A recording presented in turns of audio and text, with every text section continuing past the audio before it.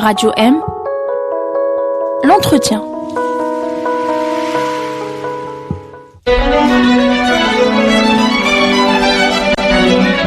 Pour bien s'entendre, il faut bien s'écouter. Rendez-vous sur M, la petite radio du Grand Maghreb. Amis auditeurs, bonsoir. Nous avons le plaisir de recevoir aujourd'hui Anis Saïdoun dans l'entretien de Radio M. Anis Saïdoun est étudiant en 5e année de pharmacie et il est surtout un des représentants du mouvement de grève des pharmaciens. Anis Saïdoun, merci d'être parmi nous. Tout le plaisir pour moi. Alors, évidemment, à Radio M, ça fait un moment que nous suivons votre mouvement de grève. Nous n'avons pas toujours tout compris dans ce qui se passait. Et puis, il y a eu cette dramatisation depuis quelques jours avec cette attaque violente des policiers sur l'un de vos rassemblements à la place du 1er mai. Vous êtes revenu vers votre base étudiante avec les propositions que les pouvoirs publics vous ont faites. Et des assemblées générales se sont tenues. Nous sommes aujourd'hui le lundi, hier dimanche. Qu'est-ce qu'il en est? Est-ce que vous allez continuer à faire grève? Est-ce que vous allez arrêter? Alors, tout d'abord, on vous remercie pour. C'est vraiment une aubaine pour nous, pour cette tribune. Surtout qu'il s'est accumulé beaucoup de choses, on va mettre entre guillemets fausses et des raccourcis par rapport à nos revendications. Il y a des choses et d'autres qui se disent, mais on est un peu là aussi pour rétablir la lumière. Je vous donne un petit exemple sur ça.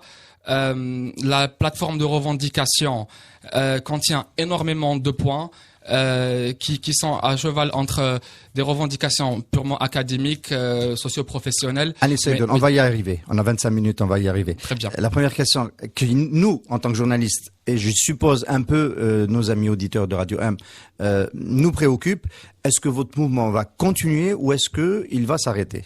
Alors, on est à l'orée de 3 mois de grève aujourd'hui.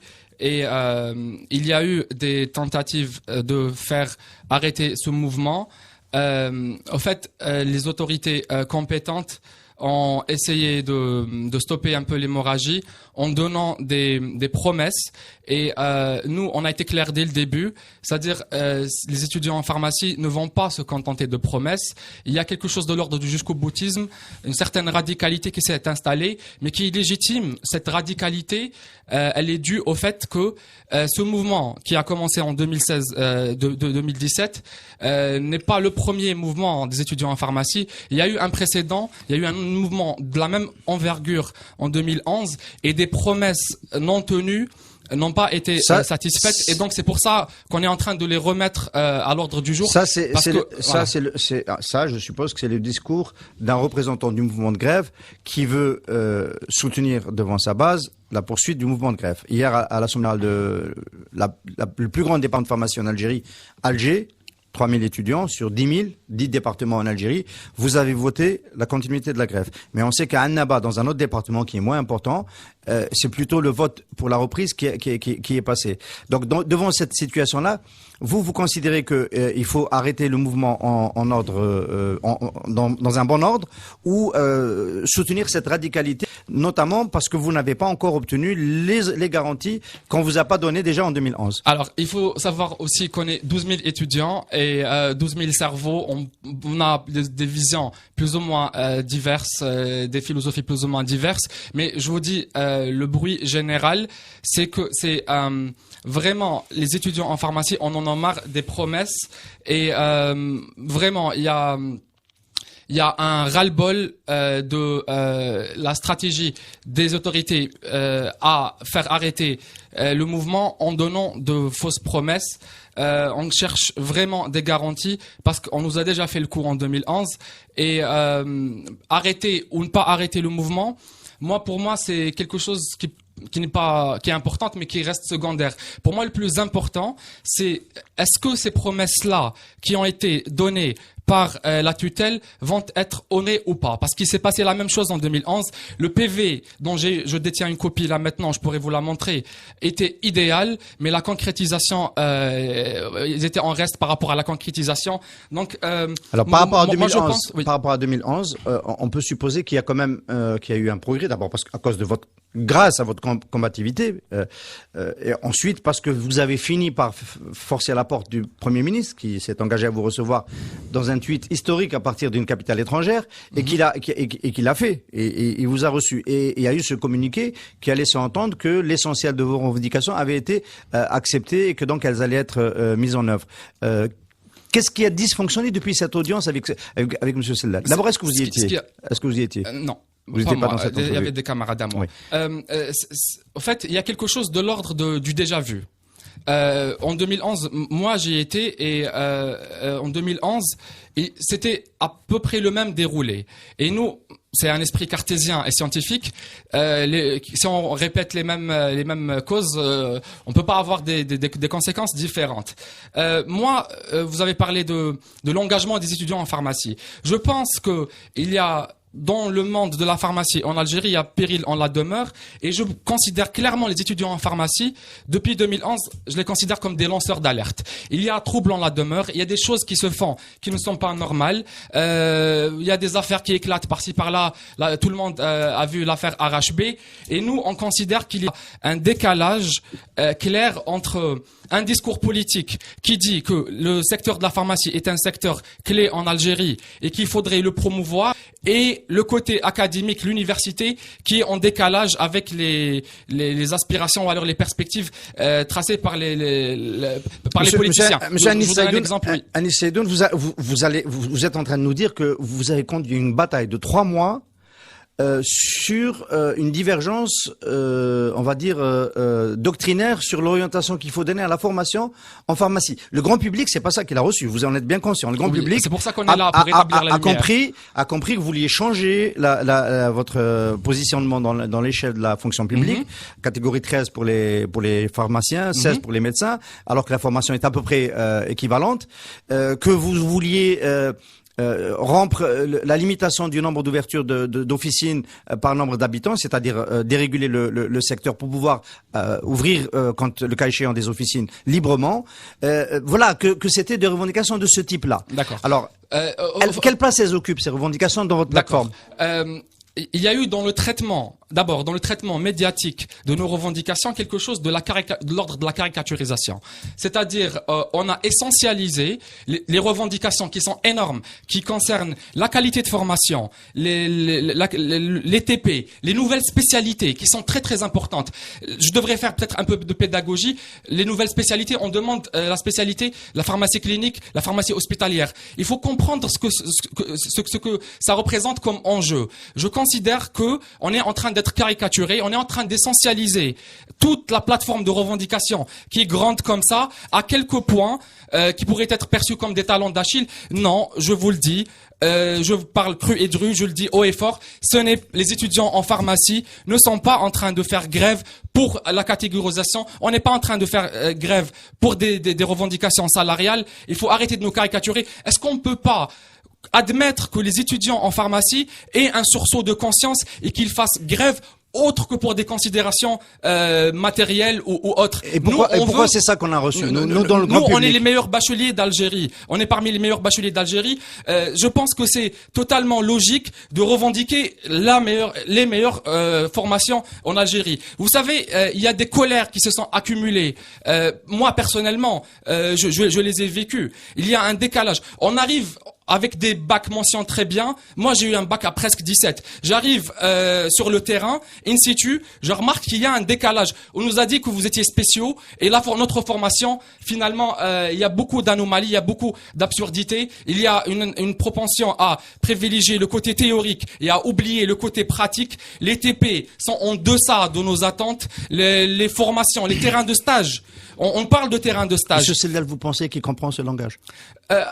Vous savez, nous, on porte cet élan de conscience et on espère qu'il y ait des relais au niveau de la tutelle, au niveau de l'ordre des pharmaciens, au niveau des différents syndicats, des autres pharmaciens, des professeurs qui vont porter à bras le corps. Si, à un moment donné, on aime la pharmacie en Algérie, je considère qu'il faudrait nous écouter et arrêter de nous caricaturer. Je vais camper le rôle du méchant pour essayer de mieux comprendre ce que vous faites. Faites donc. Si je suis le gouvernement, moi, c'est plus facile pour moi de vous dire oui à cette partie de vos revendications, parce qu'elle nécessite un peu de temps pour la déployer. changer ajouter des filières et des spécialisations, améliorer la qualité de la formation, renforcer l'encadrement, vous permettre d'être dans les laboratoires, etc. Protocole d'accord, signature, etc. C'est plus facile. Politiquement, tactiquement, dans la négociation, quand on est celui qui décide, on lâche plus vite sur cela. Et par contre, c'est plus difficile de faire bouger les catégories, parce que ça peut toucher toute la fonction publique. On risque d'avoir d'autres catégories qui vont bouger pour dire attendez, si eux avancent, nous, il n'y a pas de raison qu'on n'avance pas là aussi, etc. Voilà. Donc, mais pourquoi ça coince alors que si vous insistez sur cette partie des revendications, moi je me dis il devrait pas y avoir de problème. Je suis à la place de celle-là, c'est banco. Je vous donne notre lecture. Notre lecture est simple et elle est à l'antipode de ce que vous venez de dire. Nous, on considère que les autorités considèrent qu'il est beaucoup plus facile de répondre aux revendications qu'on peut faire avec un trait de plume que les revendications qui nécessitent un véritable travail. Parce que ouvrir de nouvelles spécialités, je dois revenir là-dessus parce que pour moi c'est important. Vous savez, je vais vous dire comme ça, comme une envolée lyrique, mais pour moi c'est très important. Je considère que dans ma vie de pharmacien ou d'étudiant en pharmacie en Algérie, il y a un avant et un après RHB. L'affaire RHB pour moi est un précédent énorme. Et si il y avait la pharmacovigilance, et si tous les gens, tous les acteurs de la pharmacie, le secteur de la pharmacie, ça ne se serait pas passé comme ça. Moi, je considère que vraiment, si il n'y a pas une véritable dynamique, on met en branle une véritable dynamique pour sauver la pharmacie, parce que c'était aussi un de nos slogans, sauver la pharmacie. Je considère qu'on est des lanceurs d'alerte. Si les autorités, si Monsieur Sellel, si le ministre de la Santé, si l'ancien ministre de la Santé qui disait qu'on devrait avoir une autonomie et que les factures d'importation des médicaments pèsent très lourd sur l'économie de l'État, prennent vraiment au sérieux ce discours politique qui est finalement que de belles paroles, ils devraient se mettre au travail pour sauver la pharmacie en Algérie. Il y a un énorme travail qui doit être fait. Je pense qu'il y a une actualisation des contenus pédagogiques au niveau académique qui doivent être faits. Je vous donne un exemple. On a demandé la spécialité pharmacie clinique. Cette spécialité, elle est en train de revenir sur la scène parce qu'on l'avait aussi demandé en 2011. Vous savez, si vous allez dans un séminaire, dans un salon de la pharmacie, tout le monde, surtout nos professeurs qui sont lucides, ils disent il faut faire ça, il faut faire ça. Il faut commencer la pharmacie clinique, il faut commencer la pharmacie hospitalière, il faut une vraie pharmacovigilance. Mais si ça reste que des paroles dites dans des séminaires et qu'il n'y a pas une volonté politique pour appuyer ça avec beaucoup de travail, il y a beaucoup de travail, il y a des gens qui devraient se mettre au travail. Je considère que si on est en train de voir que la catégorie, ce qui nous arrive, c'est un peu, on dit quand le sage montre la lune, il regarde le doigt. Vous êtes à la tête d'un mouvement important qui a mobilisé plusieurs milliers d'étudiants pendant 3 mois, un vrai combat qui finalement aujourd'hui passionne l'opinion, qui donne un peu l'ambiance dans l'université. Après vraiment on y arrive. Une humiliation. On y arrive parce qu'on va aussi en parler évidemment. Les garanties que vous pouvez obtenir pour finir ce mouvement. Je pense par exemple au mouvement du boycott scolaire en Kabylie en 94 pour la reconnaissance de Tamazirt et l'enseignement de Tamazirt à l'école. Comment on peut savoir qu'on a obtenu, qu'on a gagné ou pas? C'est par un engagement. Une signature, un document, un document qui dit on peut revenir à l'école parce que le gouvernement va enseigner les Tamazirt à l'école. Je prends cet exemple, c'est celui qui me revient le plus vite à la tête. Vous, c'est quoi la garantie? C'est un document signé par le ministre, signé par du gouvernement, et qui dit quoi? Alors, je vous explique. Il faut pas quand même insulter notre intelligence. Je vais vous dire des choses absurdes qui se sont faites. Jeudi, des camarades ont été reçus par le ministre de la Santé. Est-ce que vous trouvez sérieux qu'on leur donne un communiqué de presse? Document qui s'appelle communiqué de presse. Quand même, on peut pas berner une jeunesse ouverte au monde. On peut pas berner quelqu'un qui a Internet et qui a Facebook et qui discute avec des gens à travers le monde. On peut pas lui donner un document qui s'appelle communiqué de presse et lui dire on connaît des gens qui sont sur Facebook et qui ont racheté RHB, qui ont acheté le médicament. Donc voilà. C'est à double tranchant, bien sûr. Absolument, non, on va pas refaire le monde. Mais je pense qu'il faudrait nous prendre au sérieux. Ce qui est arrivé, c'est qu'il y a eu d'abord une banalisation. Il faut pas oublier aussi qu'on a été taxé de main de l'étranger. Donc la réponse est le communiqué est irrecevable. Communiqué de presse comme preuve de la bonne foi du gouvernement. On veut pas qu'on nous fasse le même coup 2 fois. Je pense que c'est une insulte à notre intelligence.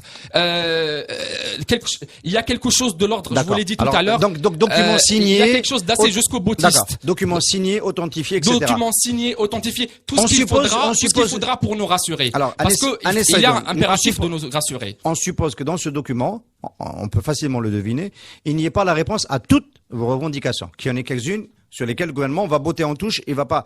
Alors, vous dites, vous mettez pas en avant l'aspect financier, on vous a caricaturé en disant que c'était ce qui était le moteur de votre mouvement. Mais c'est eux qui mettent ça en avant, monsieur le Kradel. Ils ont mis ça en avant. Ok. Oui. Si il manque, si par exemple on veut pas vous changer de catégorie, eh bien on vous donne toutes vos autres revendications.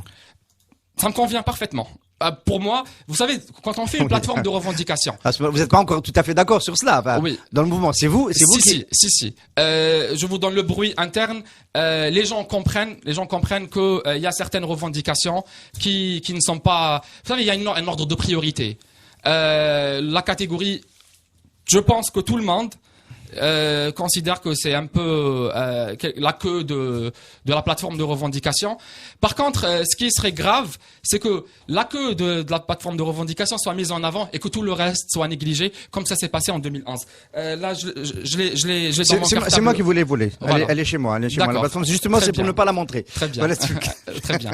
C'est un rapt. Ouais. Alors, évidemment, le mouvement a duré longtemps. Est-ce qu'il n'y avait pas un moyen, un moment, est-ce que vous dites pas qu'il y a un moment durant ces 3 derniers mois où il était possible d'arracher beaucoup sans aller plus loin dans le mouvement? Monsieur, est-ce que vous pouvez arracher quelque chose de quelqu'un qui pense que quand même 12 000 étudiants qui sont parmi les meilleurs enfants de ce pays, il faut se le dire, hein, on n'a pas de complexe par rapport à ça, sont manipulés par la main de l'étranger ou je sais pas, Anaya, la secte des Templiers. Je veux bien, mais même si on considère la thèse complotiste, mais qui a rendu ça possible? C'est le travail qui n'a pas été fait quand il fallait le faire et qui a fait que des colères estudiantines s'amassent. Je pense que si nos autorités compétentes veulent que personne ne manipule personne, il faudrait vraiment remettre la pharmacie à l'ordre du jour. Il faudrait sauver la pharmacie. On n'aura pas d'argument après pour faire une grève. Absolument. Une question par rapport à... Est-ce que vous êtes la seule filière qui a ce type de problème? Est-ce que par exemple vos petits camarades, désolé pour le petit, de chirurgie dentaire ne sont pas un peu dans le même positionnement par rapport aux revendications? Il y a eu une convergence en 2011 et même tout récemment avec les chirurgiens dentistes. Je pense, c'est une théorie toute personnelle, je pense que le trouble puise aussi ses racines, c'est ce que nous disent certains profs en voix off, plutôt en off the record, et nous ils n'assument peut-être pas publiquement, mais c'est ce qu'ils nous disent un peu par-ci par-là, c'est que la pharmacie dépend de la faculté de médecine, et que une des revendications en 2011 a été l'autonomisation des études en pharmacie et qu'on ait notre propre faculté comme ça se fait un peu partout dans le monde. Je pense que tant qu'il y aura pas d'autonomie de la pharmacie par rapport à la faculté de médecine et tant qu'on sera toujours sous la chapelle de la faculté de médecine, il y aura des problèmes. Vous savez, c'est un peu une légende urbaine. On dit que les pharmaciens, les médecins, moi je n'ai aucun problème. Mes parents sont médecins, j'ai aucun problème avec ça. Mais voilà, je pense que, chaque secteur gagnerait à avoir une autonomie pour avoir une plus grande marge de manœuvre. Alors, et pour avoir. Je vais poser ma question autrement. Est-ce que vous, étudiants en pharmacie, en mouvement, en colère, est-ce que vous considérez pas que vous avez un peu échoué à créer des synergies avec d'autres secteurs de l'université pour peser plus dans le rapport de force? Bon, c'est un sujet à prendre vraiment avec des pincettes. Vous savez, quand vous faites taxer de déstabilisateur de la nation et que vous ouvrez le front par rapport à d'autres filières estudiantines, comme il y a quelque chose de l'ordre du complotisme vous êtes en train de dire que primaire. celle-là a réussi à vous isoler avec Boudiaf, c'est ça? Ils vous ont isolé à l'université? C'est pas un reproche, hein, on est en train de poser des questions. C'est pas un reproche, mais je vous explique à peu près la délicatesse de notre position. Quand vous êtes étudiant en pharmacie, quand vous avez moi j'ai eu mon bac à presque 17, et que vous faites taxer de déstabilisateur de la nation. C'est Très une bien. blague. Alors, Donc- donc, il restons s'agit dans le d'être comme corpus, un peu, restons dans le corpus des pharmaciens. Alors, est-ce que vous avez trouvé les bons relais au sein de ceux qui sont déjà devenus pharmaciens, qui sont installés dans la vie professionnelle? Je pense notamment au syndicat des praticiens et aussi au SNAPOS, le syndicat des pharmacies des d'officine. pharmacies d'officine. Alors, je pense qu'il y a quelque chose d'assez absurde qui est en train de se passer. La question, c'est est-ce qu'ils ont été solidaires ou pas? Pour être précis, hein. Solidaires, ils peuvent être solidaires dans le discours, ils peuvent faire des communiqués. Il y a eu quelqu'un qu'on respecte beaucoup qui fait partie de l'ordre des pharmaciens qu'on connaissait pas avant, mais qui a eu des mots quand même très gentils à notre égard. Il a parlé de nos chers étudiants, mais je pense encore faut-il faire passer la solidarité du discours. Ahlam Stralmi aurait pu dire la même chose à partir de Beyrouth. Hein, Voilà, c'est ça. Bon, si c'est ça le summum de la solidarité, on cherche pas de la solidarité parce qu'on veut sauver la pharmacie, que tous les acteurs soient responsables par rapport à l'état de la pharmacie. Il y a une déliquescence. Est-ce que vous trouvez normal qu'il y ait toute la polémique RHB et qu'il n'y a pas des gens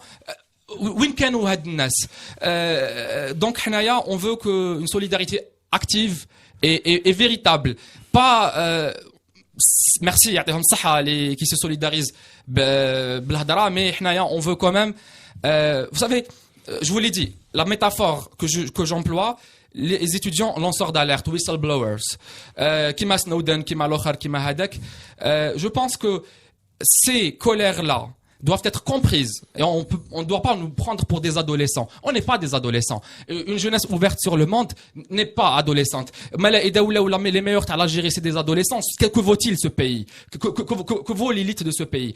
Ne nous considérez pas comme des enfants. Essayez de comprendre qu'il y a des choses légitimes, il y a des colères légitimes. Peut-être que on n'exprime pas les choses, on n'a pas la science infuse et que certaines choses ne sont mal exprimées. En tous les cas, le pouvoir. Mais en tout cas, il y a quelque chose de l'ordre du légitime, mais ils nous le disent. Monsieur, quand on va faire des réunions, ils nous disent que nos revendications sont légitimes. Alors je me pose une question de l'ordre de la logique, de la simple logique. Si nos revendications sont légitimes, pourquoi ne sont pas-elles prises en charge? Exemple pour les catégories, on peut pas, il n'y a pas d'argent. Exemple. Je réponds, je campe le rôle du gouvernement. C'est le mauvais moment, vous l'aurez fait. Si on nous met, vous savez, on est des gens, peut-être on a un peu quelque chose de l'ordre de, c'est pas une hystérie, c'est une colère. Il y a quelque chose de l'ordre de la colère, est-ce que vous écoutez ça quand on vous dit pour les catégories c'est délicat. Si on nous dit comme les TP. Vous savez, il y a un professeur qui me tient très très à cœur, le cursus TAIF, la faculté d'Alger, Monsieur Mkawi, pour ne pas le citer. Tout ce qui est théorique, vous allez l'oublier si vous ne le réactualisez pas. Mais vos TP, vos travaux pratiques, ils sont coupés en deux.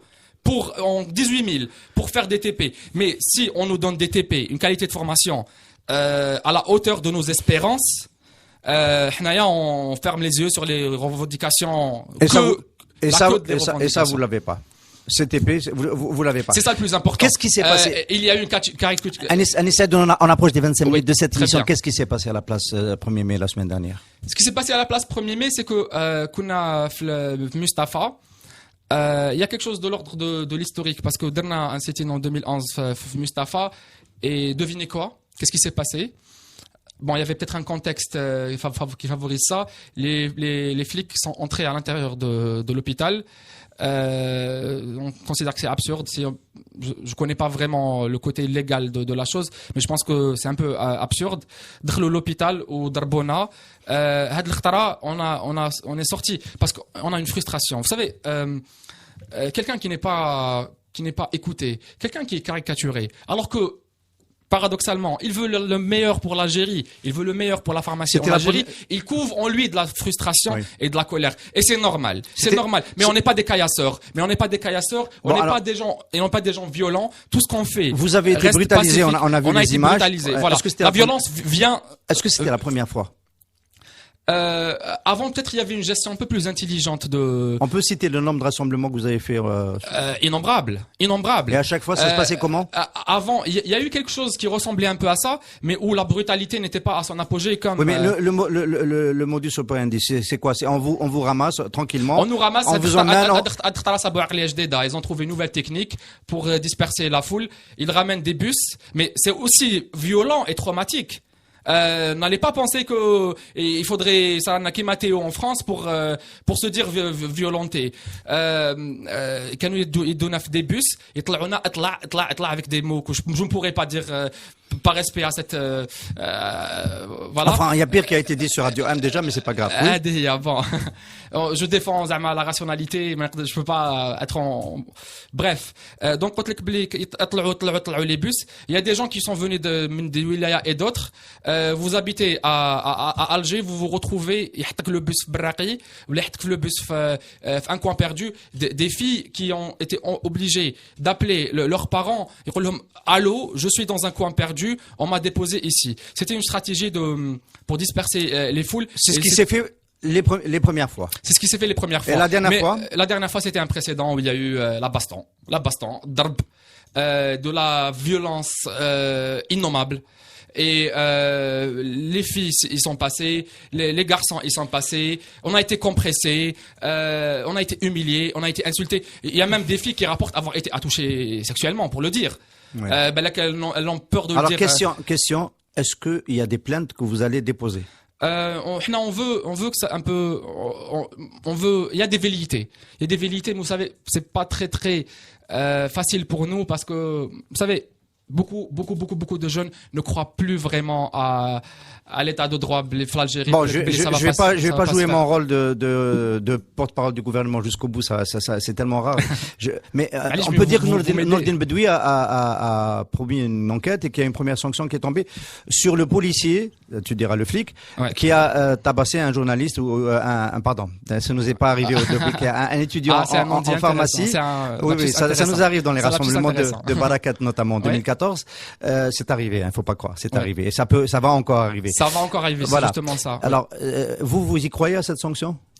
Alors maintenant, si un policier y passe comme mouton sacrificiel, je pense qu'il a mérité la sanction. Il mérite la sanction. Quelqu'un qui frappe la pharmacie, saloperie. Quelqu'un qui frappe un étudiant en pharmacie qui est l'élite de ce pays a un mépris pour l'élite de ce pays. On n'a pas vu moi j'ai pas eu le temps de voir. C'est une caricature très belle caricature qui a été faite par un de nos camarades. Oui, c'est repris sur YouTube, c'est là. Le flic. Oui, je dis le flic qui a claqué, qui a giflé l'étudiant en pharmacie. Je pense que pour employer le terme pharmaceutique, il y a un traitement de fond à faire, pas un traitement symptomatique. Et là, je vais vous dire quelque chose de l'ordre, assez généraliste.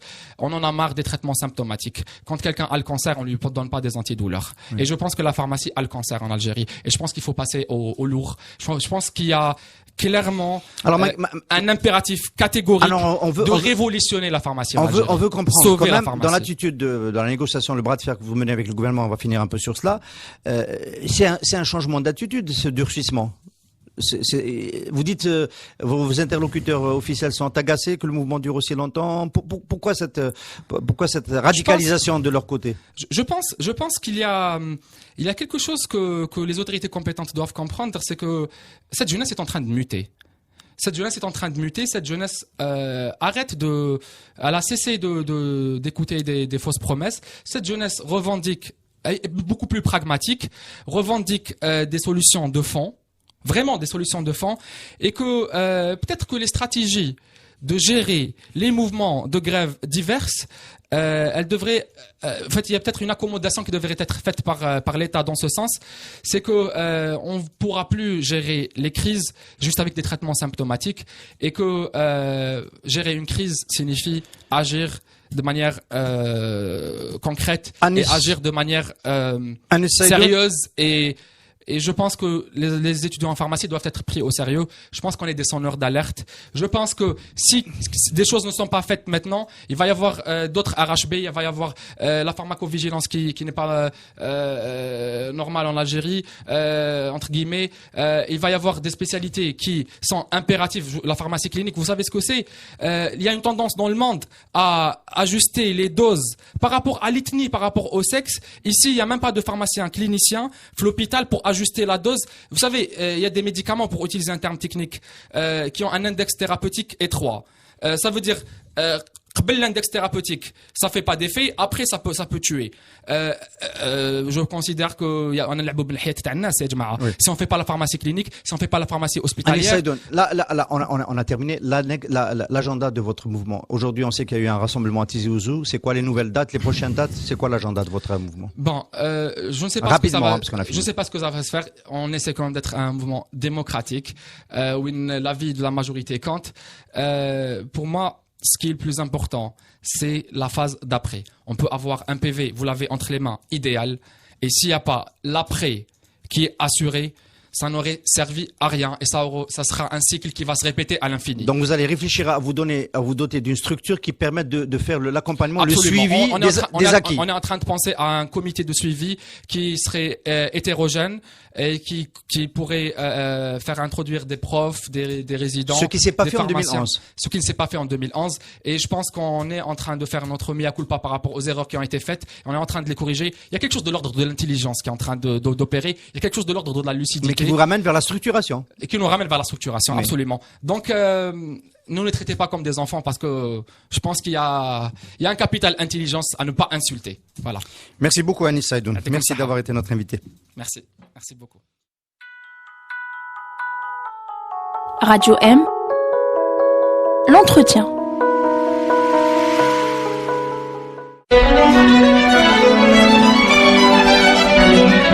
Pour bien s'entendre, il faut bien s'écouter. Rendez-vous sur M, la petite radio du Grand Maghreb.